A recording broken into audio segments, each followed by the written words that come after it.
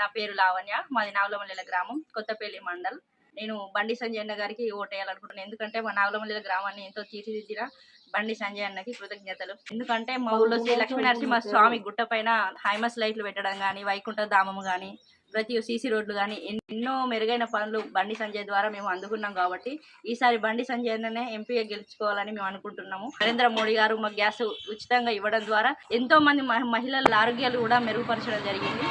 ముద్ర యోజన కింద నేను చిన్న కుటీర పరిశ్రమ మొదలు పెట్టుకున్నాను. నరేంద్ర మోడీ గారు కానీ, బండి సంజయ్ గారు వీళ్ళు చేపట్టిన పనుల అభివృద్ధి నాకు చాలా నచ్చింది. ఎందుకంటే ఆడపిల్లలకు సుకన్య యోజన పథకం కానీ, ఆవాస్ యోజన పథకం కానీ, వాళ్ళు చేపట్టిన ప్రతి స్కీమ్ నాకు చాలా బాగా నచ్చింది. అక్కడనే ఈసారి ఖచ్చితంగా బండి సంజయ్ అనే గెలిపిద్దాం.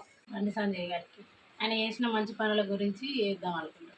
రైతుల కోసం పోరాడిండు, రోడ్లు వేపించిండు, లైట్లు వేపించిండు.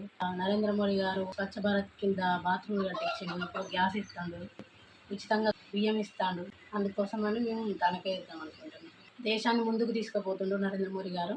అందుకని ఇంకా మంచి పనులు చేస్తానని ఆశిస్తూ ఆయనకే ఓటేద్దాం అనుకుంటున్నాం. జై బీజేపీ. బండి సంజయ్ అన్నకు ఓటేస్తామని అనుకుంటున్నాం. మాకు పనులు మంచిగా చేసిండు, ఆయికుంట దావం కట్టించిండు, సంవత్సరానికి లైట్లు పెట్టించిండు.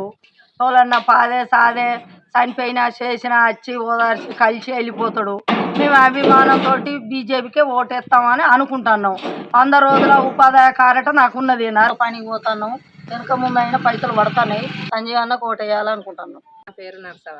బండి సంజయ్ అన్న మేము ఆయనకు ఓటేసి గెలిపిస్తాం.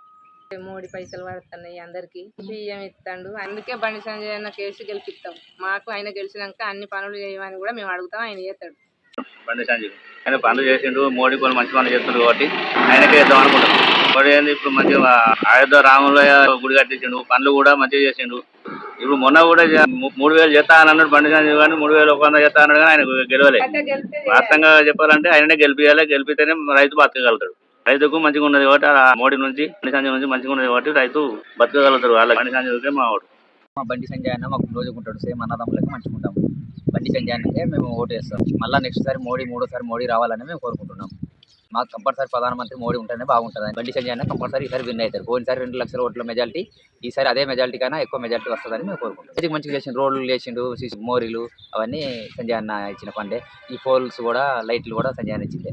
సిలిండర్లు గ్యాసులు అవి ఇచ్చిండు. మా కమాన్పూర్ గ్రామాన్ని కూడా చేసిండు. ఖచ్చితంగా ఈసారి మా బండి సంజయ్ మళ్ళీ 2 లక్షల ఓట్ల మెజారిటీతో గెలిపించారు. నేను సంజయ్ కన్నా సంజయ్ అన్న నాకు బాగా చేసిండు కాబట్టి నేను దానికి మా అమ్మకు హాస్పిటల్కి పోతే హాస్పిటల్ బిల్లు తగ్గించిండు.